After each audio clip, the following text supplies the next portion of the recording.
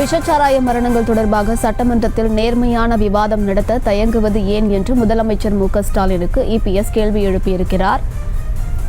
கள்ளச்சாராயம் தொடர்பாக சிபிஐ விசாரணை கோரி இபிஎஸ் சார்பில் சென்னை ராஜரத்தினம் மைதானம் அருகே உண்ணாவிரத போராட்டமானது நடைபெற்று வருகிறது. இந்த நிலையில் இபிஎஸ் அடுக்கடுக்கான கேள்விகளை முதலமைச்சர் மு.க.ஸ்டாலினை எழுப்பியிருக்கிறார். அது தொடர்பான காட்சிகளையும் செய்திகளையும் பார்த்து வருகிறோம். மேலும் விவரங்களை கொடுப்பதற்காக செய்தியாளர் லதா இணைப்பில் இருக்கிறார். பேசலாம் லதா, இது தொடர்பான முழு விவரங்கள். வணக்கம்.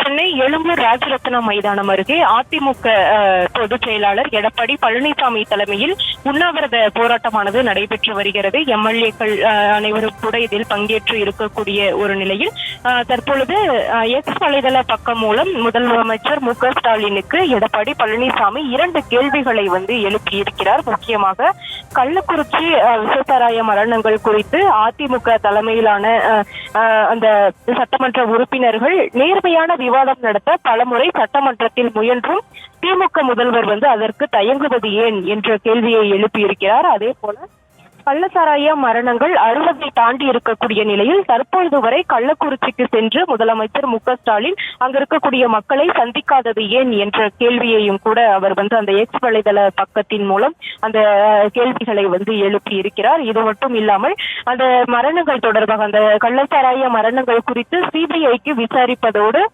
இதற்கு பொறுப்பேற்று முதலமைச்சர் மு.க.ஸ்டாலின் பதவி விலக வேண்டும் என்ற ஒரு விஷயத்தையும் கூட அந்த பதிவின் மூலம் எடப்பாடி பழனிசாமி பதிவிட்டு இருக்கிறார். இதற்கிடையே பார்த்தோம் என்றால் தொடர்ந்து ஏற்கனவே போராட்டங்கள் எல்லாம் முன்னெடுக்கப்பட்டிருக்கக்கூடிய நிலையில் இன்றைய தினம் கூட உண்ணாவிரத போராட்டத்தை அதிமுக சார்பில் முன்னெடுத்து இருக்கிறார்கள். அதிமுக பொதுச் செயலாளர் எடப்பாடி பழனிசாமி தலைமையில் நடைபெறக்கூடிய இந்த உண்ணாவிரத போராட்டத்தில் எம்எல்ஏக்கள் அதிமுகவினுடைய சட்டமன்ற உறுப்பினர்கள் அனைவரும் பங்கேற்று இருக்கிறார்கள். இவர்களினுடைய பிரதான வலியுறுத்தல் என்பது சிபிஐக்கு விசாரணையை மாற்ற வேண்டும் என்பதாக இருக்கிறது. இதற்கிடையே பார்த்தோம் என்றால் பேரவையிலும் கூட இருந்து அதிமுக எம்எல்ஏக்கள் அனைவரும் சஸ்பெண்ட் செய்யப்பட்டு இருக்கக்கூடிய ஒரு நிலையில் முதல்வர் கூட நேற்று தெரிவித்திருந்தார். அதிமுகவினர் விளம்பரம் தேட பார்க்கிறார்கள் என்று கூட அவர் தெரிவித்திருந்தார். பேரவையினுடைய விதிகளுக்கு புறம்பாக அவர்கள் செயல்படுகிறார் என்ற தோணியிலும் கூட அவர் பேசியிருப்பார்.